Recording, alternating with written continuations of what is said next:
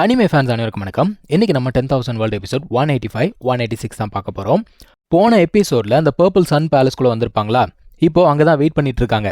இன்னொரு அலையன்ஸை சேர்ந்த ஒரு சில பேர் அங்கே வந்திருந்தாங்க இல்லையா, அவங்க கிட்டேயுமே பார்த்தீங்கன்னா ஒரு டோக்கன் இருக்குது. அந்த டோக்கனை பயன்படுத்தி அவங்க வந்து மெடிசன் கார்டனுக்கு போகிறாங்க. உடனே இன்னொருத்தர் என்ன சொல்கிறான், நீ வந்து எங்களுக்காக வெயிட் பண்ணாத, நீயுமே மெடிசன் கார்டனுக்கு போன்னு சொல்லிட்டு நம்ம லின்ஃபங் கிட்ட டோக்கனை கொடுக்குறான். ஓகேன்னு சொல்லிட்டு லின்ஃபங்குமே அங்கே போகிறான். அதாவது யார் யாருக்கெல்லாம் அடிபட்டிருக்கோ நீங்களாம் வந்து இங்கே ரெக்கவர் ஆகுங்க, மற்றவங்களாம் ஏன் கூட வாங்க அப்படின்னு சொல்லிட்டு அங்கே போகிறாங்க. அதே மாதிரி அந்த லேடிஸ் கும்பல் இருந்ததில்ல, அவங்களுமே பின்தொடர்ந்து போகிறாங்கப்பா. இப்போ அந்த இடத்துல ஒரு லோட்டஸ் இருக்கு. இதை வந்து கோல்டன் லோட்டஸ் அப்படின்னு சொல்றானுங்க. இந்த லோட்டஸ் மேல ஒரு ஃபயர் பேர்ட் இருக்கு. இந்த ஃபயர் பேர்ட் என்ன சொல்றாங்க, கோல்டன் க்ரோ அப்படின்னு சொல்றாங்க. ஆனா பார்க்கறதுக்கு அது வந்து கோழி மாதிரி இருக்கு. இது எப்படி நான் க்ரோன்னு சொல்றது? இவங்க பிளான் என்னன்னா, அந்த ஒரு பேர்ட் இருக்கு இல்லையா, அதை பிடிச்சி ரிஃபைன் பண்ணால் இவங்களால வந்து அடுத்த கட்டத்துக்கு போக முடியும். அப்போ ரொம்ப ஸ்ட்ராங் ஆகிடுவாங்க. அதுக்கப்புறமா நம்ம வெப்பன் வாலுக்கு போகலாம், யார் நம்மளை தடுக்க முடியும் அப்படின்னு பேசுகிறானுங்க. இப்போ அந்த இடத்துக்கு ஸ்டார் பேலஸை சேர்ந்த அந்த கேர்ள்ஸும் வந்துட்டாங்க. அவங்களுமே பார்க்குறாங்க, இந்த ஒரு பேர்டு வந்து ரொம்ப ஸ்ட்ராங்காக இருக்குது, இதுலேருந்து வரக்கூடிய எசன்ஸ் வந்து எனக்குமே யூஸ்ஃபுல்லாக இருக்கும் அப்படிங்கிற மாதிரி பேசிகிட்டு இருக்காங்க. இப்போ அந்த அலையன்ஸை சேர்ந்தவங்க பார்க்குறானுங்க, ஆஹா இவங்களாம் ரொம்ப ஸ்ட்ராங்காக இருக்காங்க, நம்ம முதல்ல இந்த பேர்டை பிடிக்கணும், எனக்கு ஹெல்ப் பண்ணுங்கடான்னு சொல்லிட்டு அந்த பேர்டை பிடிக்கிற வேலையில் இறங்குறாங்கப்பா. இவனுங்க கையில் வந்து ஒரு பெரிய குடுவை மாதிரி இருக்குது, அதை யூஸ் பண்ணி அதை வந்து சீல் பண்ணணும் அப்படின்னு பார்க்குறாங்க. லின்ஃபங் வந்து எதுவுமே பண்ணாமல் அமைதியாக உட்காந்து வேடிக்கை பார்த்துக்கிட்டு இருக்கான். அதை அவங்க கேட்குறாங்க, நம்ம எதுவும் பண்ண போகிறது இல்லையா அப்படின்னு கேட்கும்போது லின்ஃபங் என்ன சொல்கிறான்னா, இல்லை இந்த இடத்த நல்லா பாரு, ரொம்ப ஸ்ட்ரேஞ்சாக இருக்குது, என்னதான் இந்த இடம் ஃபுல்லாகவே வந்து ஸ்பிரிச்சுவல் எனர்ஜி இருந்தால் கூட இந்த இடத்துல மட்டும் ஒரு ஸ்பிரிச்சுவல் கான்ஷியஸ்னஸ் அப்படிங்கிறது இருக்குது, இது ஏதோ ஸ்ட்ரேஞ்சாக இருக்குது அப்படின்னு சொல்கிறான். ஆமாம் இது ஏதோ ஸ்ட்ரேஞ்சாக இருக்குது அப்படிங்கிற மாதிரி இவங்களும் சொல்கிறாங்க. அதே மாதிரி மேலே இருக்க அந்த லேடிஸுமே அந்த பொண்ணுக்குமே தெரியுது, இந்த இடத்துல வந்து ஏதோ ஸ்ட்ரேஞ்சாக இருக்குது, அந்த ஒரு லாவாக்கு கீழே ஏதோ ஒரு பயங்கரமான பீஸ்ட் இருக்குது அப்படிங்கிறது அவளுக்கு தெரியுது. ஆனால் மற்ற 2 பேருக்கு அதை பற்றின எந்த ஒரு இன்ஃபர்மேஷனும் தெரியல.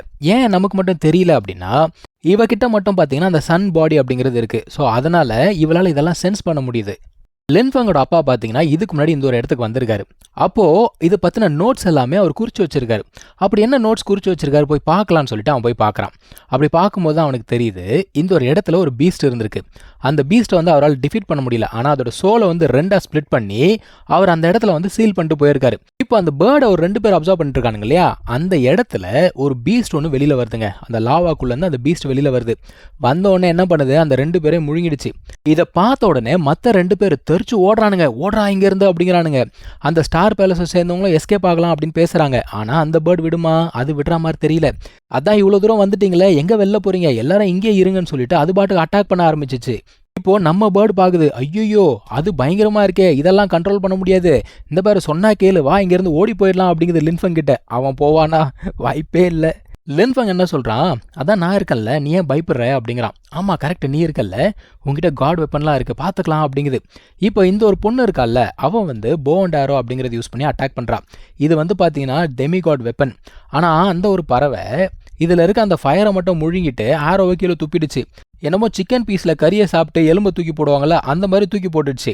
இது என்ன பண்ணுதுன்னா ட்ரூ ஃபயர் அப்படிங்கிறத யூஸ் பண்ணி திரும்ப அட்டாக் பண்ணுது. ஆனால் அங்கே இருக்க ஒரு பொண்ணு கையில் ஹெவன்லி சன் சீல் அப்படிங்கிறது இருக்குது. அதை யூஸ் பண்ண உடனே அதில் இருக்க எனர்ஜி வந்து பார்த்தீங்கன்னா கிட்டத்தட்ட அந்த ஹெவன்லி ரெல்ம் சொல்லுவாங்க, அந்த அளவுக்கு ஸ்ட்ராங்கான ஒரு அட்டாக்கு. அந்த அட்டாக்ல கூட அந்த பறவைக்கு எதுவுமே ஆகலை, அது திரும்பவும் ஏஞ்சிக்கிச்சிங்க. இந்த பொண்ணு மறுபடியும் என்ன பண்ணுறா, போ அண்ட் ஆரோ அப்படிங்கிறத யூஸ் பண்ணுறா, ஆனால் வேலையே ஆகலை. அந்த சமயத்தில் இந்த பிரின்சஸ் இருக்கால, அவள் உள்ளுக்குள்ளே வரா. அவளை பார்த்த உடனே, அடடா உன்னோட பவர் நல்லா இருக்கே, நான் உன்னை முழுங்க போகிறேன் அப்படிங்குது. இந்த பிரின்சஸ் என்ன கேட்குறா, என்ன சாப்பிட போறியா, அதுக்கு உனக்கு தகுதி இருக்கான்னு சொல்லிட்டு அவன் என்ன பண்ணுறா, அந்த டைம் ஸ்டாப் பண்ணுவா இல்லையா, அதை ஸ்டாப் பண்ணிடுறா. அந்த க்ரோவால் நகர முடியல. அடடா என்னடா இது பவர் பயங்கரமாக இருக்கேன்னு சொல்லிட்டு அதுக்குள்ளே இருக்கக்கூடிய டிவைன் பவர் அப்படிங்கிறத யூஸ் பண்ண ஆரம்பிக்குது. எல்லாருமே பார்க்குறாங்க, இந்த ஒரு பறவைக்கு எங்கேருந்து இவ்வளோ பவர் வந்தது, எப்படி இது இவ்வளோ பவர்ஃபுல்லாக இருக்குன்னு யோசிக்கிறாங்க. லின்ஃபங் என்ன சொல்கிறான், இது வந்து உள்ளுக்குள்ளே, அதாவது மறைச்சி வச்சிருந்த டிவைன் பவர் எல்லாத்தையும் யூஸ் பண்ணது போலன்னு சொல்லிட்டு அவனுடைய அந்த சன் ஸ்வாட் அப்படிங்கிறத வெளியில் எடுக்கிறான்ப்பா. அதே சமயத்தில் அந்த பறவை பார்க்குது, நீ வந்து ஸ்ட்ராங்காக தான் இருக்க, ஆனால் அன்ஃபார்ச்சுனேட்லி உன்னுடைய பவர் வந்து பத்தாது, உங்ககிட்ட இருக்க மேஜிக் ஸ்கில் எல்லாம் வச்சு என்னை உன்னால் கொல்ல முடியாது அப்படின்னு சொல்லிட்டு அவளை அட்டாக் பண்ண ஆரம்பிக்குது. அவளுமே ஒரு ஷீல்டு அப்படிங்கிறத போட்டு தடுத்துக்கிறா. என்ன இன்னும் லின்ஃபங் அட்டாக் பண்ணல அப்படின்னு பார்த்தா, பயபுல அட்டாக் பண்ணுறதுக்கு கத்தி எடுக்கல, அங்கே இருக்க ஃபார்மேஷனை குடஞ்சி ஒரு ஓட்டையை போட்டு விட்டான். இதை பார்த்த உடனே எல்லாம் வெளியில் ஓடுறாங்க. அவன் நம்ம ஆட்கள்கிட்டயுமே என்ன சொல்கிறான்னா, நீங்கள் கிளம்பி போங்க, நான் வந்து அப்புறமா வரேன் அப்படிங்கிறான். ஓகேன்னு சொல்லிட்டு எல்லாருமே கிளம்பி போகிறாங்க. ஆனால் ஒரு பயபுள்ள போல இந்த பிரின்சஸ் இங்கே தான் இருக்கா, நம்ம ஹீரோ இங்கே தான் இருக்கான், மற்றவங்க எல்லாம் போயிட்டாங்க. இப்போ அந்த ஒரு பறவை இந்த பிரின்சஸ் அட்டாக் பண்ணணும்னு சொல்லிட்டு வருதுங்க. உடனே நம்ம ஹீரோ வேகமா ஓடி போய் அதை தடுக்கிறான்.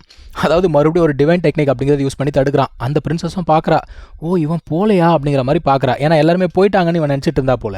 பட் ஆனால் நம்ம ஹீரோ போல இல்லையா. அந்த பறவை பார்க்குது, யாரா இவன் டிவைன் டெக்னிக்லாம் யூஸ் பண்ணுறான் அப்படிங்கிற மாதிரி பார்க்குது. ஆனால் இவன் இந்த இடத்துல நிற்கிறவன் கிடையாது, அடுத்து போகிறவன். அவன் அடுத்து என்ன பண்ணுறான், ஒரு பெரிய ஃபர்னஸ் மாதிரி போட்டு எப்பவும் போல் அதை வந்து ரிஃபைன் பண்ணணும் அப்படின்னு பார்க்குறான். அந்த சமயத்தில் லின்ஃபங்கோட சிஸ்டரும் அந்த பொண்ணும் அங்கே வராங்கப்பா. பரவாயில்ல, ஓரளவுக்கு கண்ட்ரோல் பண்ணிட்டான் அப்படிங்கிற மாதிரி யோசிக்கிறாங்க.